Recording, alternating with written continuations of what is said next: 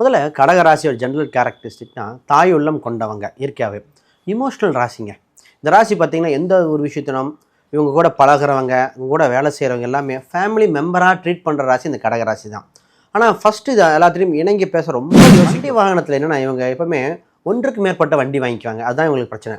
வீட்டில் ஒரு வண்டி இருக்கும், இன்னொரு பைக் வாங்கிக்குவாங்க, ஒரு கார் இருக்கும், இன்னொரு கார் வாங்கிக்குவாங்க. அப்போ திருமணத்தில் அன்னைக்கு கூட சொல்லுவோம், திருமணம் அன்னைக்கே சின்ன சின்ன சொந்த பந்தத்தில் சின்ன மனஸ்தாபம் வந்தது. அப்போ அந்த மாதிரி விஷயம் நடக்குது. ஆனால் கணவனோ மனைவியோ அந்த வரவங்க கொஞ்சம் சோம்பலாக இருப்பாங்க. நம்ம தான் கொஞ்சம் தட்டி கொடுத்து கொண்டு போகிற மாதிரி இருக்கும். இவங்க ஏன் திருமணம் 7, 8, 2 எப்பொழுதுமே தொந்தரவு வந்துட்டு இருக்கும். இவங்க திருச்செந்தூர் வழிபாடு பண்ணிட்டு வர வர இவங்களை ஒரு சப்போர்ட்டாக தக்க பலமாக இருக்கும். இன்னொன்று சஷ்டி வழிபாடு தாங்க இவங்களுக்கு ஆகுது.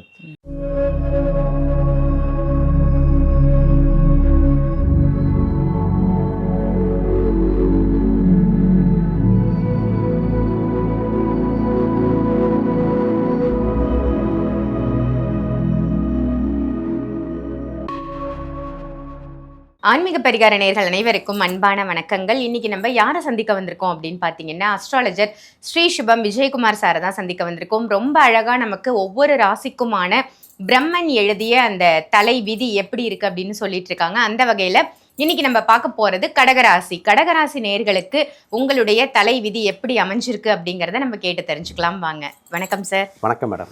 ரொம்ப அழகா சொல்றீங்க சார். ஒவ்வொரு ராசிக்கும் ரொம்ப அர்த்தமுள்ளதா நிறைய விஷயங்கள் நீங்க சொல்லிட்டு வரீங்க. ஒவ்வொருத்தரோட லைஃப்பும் எப்படி இருக்கு, திருமண வாழ்க்கை எப்படி இருக்கு, பிசினஸ் எப்படி அமையும் அப்படின்னு நிறைய பாக்குறோம். அந்த வகையில கடகராசிக்கு சொல்லுங்க சார், எப்படி இருக்கு? நிச்சயமா. முதல்ல கடகராசியோட ஜென்ரல் கேரக்டரிஸ்டிக்னா தாய் உள்ளம் கொண்டவங்க இயற்கையாகவே இமோஷ்னல் ராசிங்க. இந்த ராசி பார்த்திங்கன்னா எந்த ஒரு விஷயத்தினும் இவங்க கூட பழகிறவங்க, இவங்க கூட வேலை செய்கிறவங்க எல்லாமே ஃபேமிலி மெம்பராக ட்ரீட் பண்ணுற ராசி இந்த கடகராசி தான். ஆனால் ஃபஸ்ட்டு இது எல்லாத்துலேயும் இணங்கி பேச ரொம்ப யோசிக்கும். ஆனால் பார்த்துட்டா இவங்ககிட்ட வேலை செய்கிறவங்க இல்லை ஒர்க் பண்ணவங்களாம் ரொம்ப நாள் கழித்து இந்த ராசிக்காக அவங்களா அப்படின்னு பேசுகிற மாதிரி கடகராசி இது. இந்த ராசி ஒன்று மட்டும் பேசிக் அட்வைஸ்னால் கோபத்தை குறைச்ச கடகம் ஜெயிச்சிடும். ஏன்னா இங்கே சூரியன் நீச்சம், குரு தான் உச்சம். அப்போ என்ன பண்ணுறான், ஆச்சார அனுஷ்டானம், குருவோட காரகத்துவம் ஆன்மீகமாக இருக்கலாம், ஜோதிடமாக இருக்கலாம், ஃபினான்ஸ் சம்மந்தப்பட்டது படி சிந்தனை, இது மாதிரி அடிக்கடி சிந்தனை வந்துட்டால் இந்த ராசி ஜெயிச்சுக்கிட்டே இருக்கும். இந்த ராசிக்கு எப்போதுமே ஒரு சிலதை விட்டு கொடுத்துருங்க போனால் தப்பு இல்லை. ஆனால் இந்த ராசி வளர்ந்து கொண்டே இருக்கும். இந்த ராசி தெரிஞ்சு தான் விட்டு கொடுக்கும். சரி நம்ம மட்டும் இது பண்ணுறோம் போகணும். எப்போ ஏமாற ராசி இந்த ராசி கிடையாது. அப்படி இந்த ராசி எங்கே போனாலுங்க அவங்க வீட்டு பக்கத்தில் ஒரு நீர்நிலை, வாட்டர் சம்மந்தப்பட்டது, தான் இருக்கிற வீட்டுக்கு முன்ன பின்ன ஒரு லவ் மேரேஜோ இல்லை ஒரு வேற்று மதத்தோ வேறு சம்மந்தப்பட்ட ஆட்கள் ஒன்று வந்துடுவாங்க. இந்த ராசிக்கு ப்ளஸ் பாயிண்ட்டாக என்ன தெரியுங்களா, சமையல் சம்மந்தப்பட்டதான். சமையல் உணர்வு, சமையல் அந்த விஷயம், சாப்பாட்டு சம்மந்தப்பட்டதில் யூனிக்காக இருக்கும். குறிப்பாக அந்த ஆயிலி நட்சத்திரம்லாம் இருந்தால் அவங்க சமைச்சா அந்த சமையலில் இவங்களே செஃப் தாமு மாதிரியும் வெங்கடேஷ் பட் மாதிரியும் அந்த உணர்வு இருக்கும். இவங்க எந்த ஒரு விஷயம் க்ரியேட்டிவிட்டி இருக்கும், ஒரு கலை உணர்வு மிக்க. அப்போ இவங்க பார்த்தாலே ஒரு மேக்சிமத்தில் லக்ஷ்மி கடாட்சம் மிக்க அம்சமாக இருக்கும். ஆணாக இருந்தாலும் சரி, பெண்ணாக இருந்தாலும் சரி, இவங்க மற்றவங்களுக்கு சொல்லுகிற கருத்துக்கள் மிகுந்த சிறப்பாக இருக்கும். நான் சொல்லுவேன், கடகராசிக்காரன் ஒரு பதிலை சொல்கிறான்னா அது என்னென்னு காது கொடுத்து கேளுங்கம்ப. ஏன்னா இவங்க சொல்கிறது அவ்வளோ சிறப்பாக இருக்கிற ராசி. ரைட். இந்த ராசிக்கு இன்னொரே ஒரு ப்ளஸ் பாயிண்ட் என்னென்னா, இந்த ராசி குரு உச்சம் பெறுது 6ஆம் அதிபதியாக இருக்குது. அப்போ இயற்கையாக இவங்களுக்கு இந்த கடன் அப்படின்னு ஒன்று கிடச்சிரும். ஆனால் அது வேணுமா இல்லையான்னு பார்க்கணும். திருமணம் சம்மந்தப்பட்டதில் கொஞ்சம் கவனமாக பார்த்து போட வேண்டிய ராசி.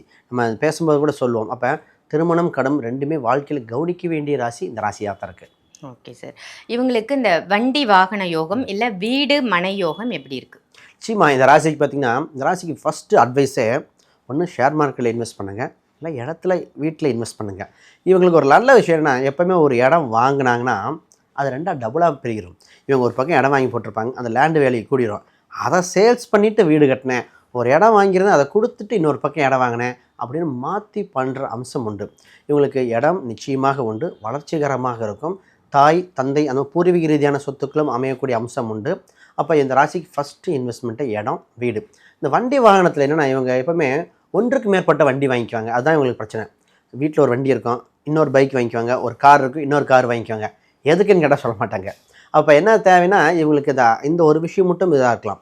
இவங்க இதுக்கு மேலே இடமா நகை யோகம் இவங்களுக்கு அதிகம். இவங்களுக்கு நகை வாங்கி வச்சாலோ ஆபரணம் வாங்கி இந்த காயின்ஸாலாம் வாங்குவாங்க நிறைய பேர். அதெல்லாம் இந்த ராசிக்கு ரொம்ப ரொம்ப பெஸ்ட்டு. இப்போ இடம், வீடு, சொத்து ரொம்ப ரொம்ப சிறப்பாக இருக்குது, வளர்ச்சிகரமாக இருக்கும். இவங்க எப்போ வாடகை வருமானம் எடுக்கக்கூடிய அம்சம் உள்ள ராசி தான். இப்போ இவங்க என்ன பண்ணுவாங்க, சொந்த வீடு கட்டிட்டு ஒரு தொழிலில் ஜாப் ரீதியாக ஒன்று வெளிநாட்டுக்கு போயிடுவாங்க, ஏதோ ஒரு தொழில் ரீதியாக, இல்லை கவர்மெண்ட் ஜாப்பு ட்ரான்ஸ்ஃபர் இருக்கும். அப்போ அந்த வீட்டை வாடகைக்கு விட்டுட்டு இவங்களுக்கு ஹேபிட்டே அடிக்கடி இடம் வாங்கிக்கிட்டே இருங்க, சொத்தாக வாங்கிக்கிட்டு இருங்க, கடனை மட்டும் தேவையான்னு பார்த்து வாங்கிக்கங்க. Okay sir. இப்போ நீங்கள் சொல்லும்போது சொன்னீங்க திருமணம் வந்து கொஞ்சம் கவனமாக பார்த்து பண்ணணும் அப்படின்னு. இப்போ திருமண காலகட்டத்தில் இருக்கக்கூடிய கடகராசி நேயர்கள் வந்து எப்படி சூஸ் பண்ணுறது? ஆணாக இருக்கட்டும் பெண்ணாக இருக்கட்டும், தன்னுடைய துணையை நம்ம தேர்ந்தெடுக்கும் பொழுது என்ன மாதிரி கேரக்டரில் இருக்கணும் அப்படின்னு சொல்லி தேர்ந்தெடுக்கிறது? நிச்சயமா இது நல்ல கேள்வி கேட்டிங்கன்னா, இந்த ராசிக்கு 7ஆம் இடம் சனியோட வீடாக வருது, 8ஆம் இடமும் சனியாக இருக்குது.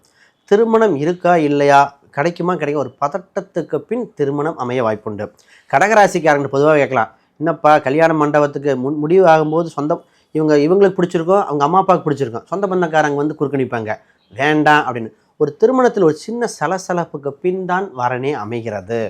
அப்போ திருமணத்தில் அன்னைக்கு கூட சொல்லுவோம், திருமணம் அன்னைக்கே சின்ன சின்ன சொந்த பந்தத்தில் சின்ன மனஸ்தாபம் வந்தது, அப்போ அந்த மாதிரி விஷயம் நடக்குது. ஆனால் கணவனோ மனைவியோ அந்த வரவங்க கொஞ்சம் சோம்பலாக இருப்பாங்க, நம்ம தான் கொஞ்சம் தட்டி கொடுத்து கொண்டு போகிற மாதிரி இருக்கும். இவங்க ஏன் திருமணம் 7, 8 ரெண்டுமே வந்தனால மாங்கல்ய பலம் இருக்கா அப்படின்னு அந்த ஒரு வாக்கியம் மட்டும் பார்த்துட்டா நிச்சயமாக இருக்கும். அப்போ வருகின்ற கணவர்களுக்கும் இவங்களுக்கும் இந்த வேவ் லென்த் கரெக்டாக மேட்ச் ஆகிற மாதிரி பார்த்து போடணும். ஒரு சில ராசியில் நாங்கள் ரொம்ப கேர்ஃபுல்லாக பார்ப்போம், அது இந்த ராசியும் ஒன்று. ஆனால் திருமண வாழ்க்கைக்கு இந்த பொது பலன் இது நிச்சயமாக ஷைன் பண்ணிடுவாங்க. இவங்க ஒரு சில நேரத்தில் தன் வருகின்ற மனைவி பேரில் சொத்தோ இல்லை கணவன் பேரில் சொத்தோ தன் சம்பாதிக்கிற பணத்தை கொடுத்து ஷேர் பண்ணி பண்ணுற ராசி இந்த ராசிங்க. அதாவது இணைந்து செயல்படக்கூடிய ராசி. இவங்களுக்கு இயற்கையாகவே பூர்வீக சொத்து வந்துடும். இந்த ராசிக்கு பூர்வீக சொத்து ஆணோ பெண்ணோ வருமானம் நிச்சயமாக வர அம்சம் உள்ள ராசி. அது திருமணத்துக்கு அப்புறம் ரொம்ப லாங்காக எடுப்பாங்க. இதே இது தன் கல்யாணம் பண்ண அந்த கணவன் இதில் ஒரு சிறு டிஃப்ரென்ஸ் இருக்கும். அவங்க அப்பா அம்மாவில் யாரோ ஒருத்தங்க இருக்காங்க, இல்லை சொந்தத்தில் ஒரு லவ் மேரேஜ் இருக்குது, ஏதோ ஒரு சின்ன டிஃப்ரென்ஸ் இருக்கும். அப்படி வந்தால் தான் நல்லா இருக்குமே திருமண வாழ்க்கை. Okay sir. இப்போ இவங்களுக்கு வந்து வேலை தொழில் இது ரெண்டுத்தில் எது பெஸ்ட்டாக அமையும், எது பண்ணலாம்? பொதுவாக இந்த ராசிக்கு வேலையா தொழிலா அப்படின்னா முதல்ல நம்ம வேலையை பற்றி பேசுவோம். ரெண்டுமே அமையா இருக்கிற ராசி இந்த ராசி.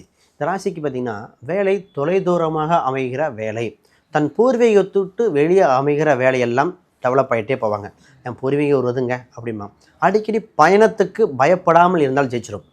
6ஆம் இடமும் இவங்களுக்கு குரு, 9ஆம் இடம் குருவாக வந்துருச்சு. அப்போ ஒரு சில ட்ராவல் இருக்கும், ஒரு ஆன்மீகம் சம்மந்தப்பட்டது, டீச்சிங் சம்மந்தப்பட்டது, அக்கௌண்ட்ஸ் ஆடிட்டிங் சம்மந்தப்பட்டது, இல்லைன்னா இவங்களே பெஸ்ட் அட்வைஸராக சம்மந்தப்பட்டது, கோயில் சம்மந்தப்பட்ட விஷயங்கள்லாம் இவங்க ரொம்ப சிறப்பாக இருக்கும். இப்போ வேலையில் இவங்க போகும்போதே குரூப் ஒரு எக்ஸாம்பிளுக்கு குரூப் 4 செலக்ட் ஆகிட்டா கூட திருப்பி நீங்கள் எழுதுங்க, மேலே கிடைக்கும் ஏன்னா இந்த ராசிக்கு அம்சம் இருக்குது. அப்படி நிறைய பேர் குரூப் 2 செலக்ட் ஆகி உள்ளே போவாங்க.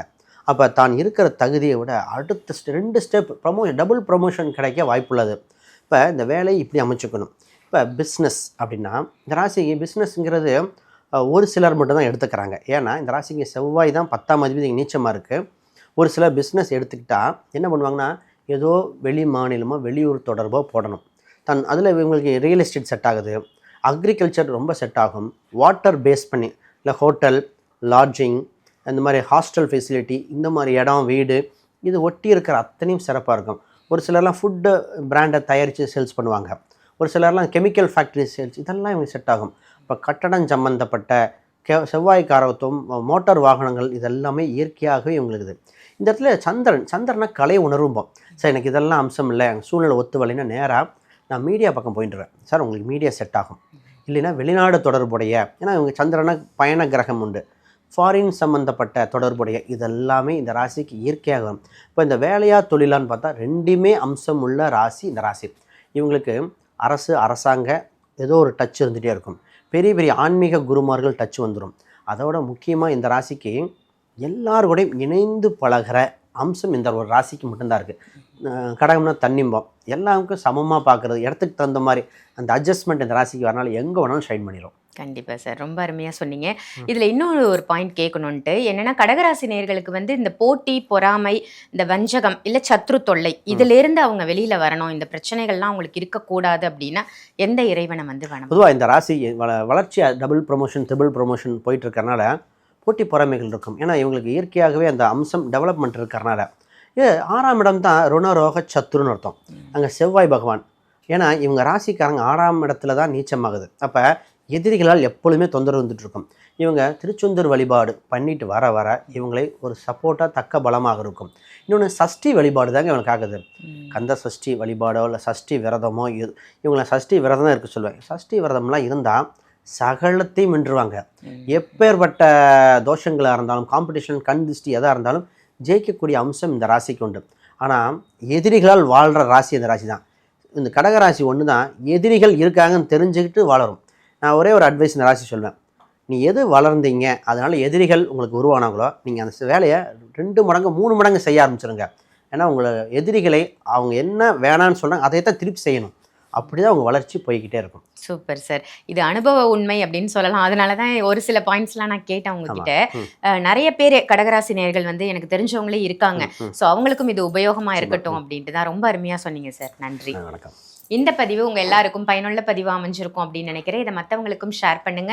மறக்காம நம்ம சேனலை சப்ஸ்கிரைப் பண்ணிக்கோங்க. சாரை கன்சல்டேஷனுக்கு நீங்க நேர்ல பார்க்கணும் அப்படின்னு நினைச்சீங்கன்னா வீடியோல தெரியிற நம்பருக்கு கால் பண்ணி அப்பாயின்மெண்ட் வாங்கி நேர்ல சந்திக்கலாம்.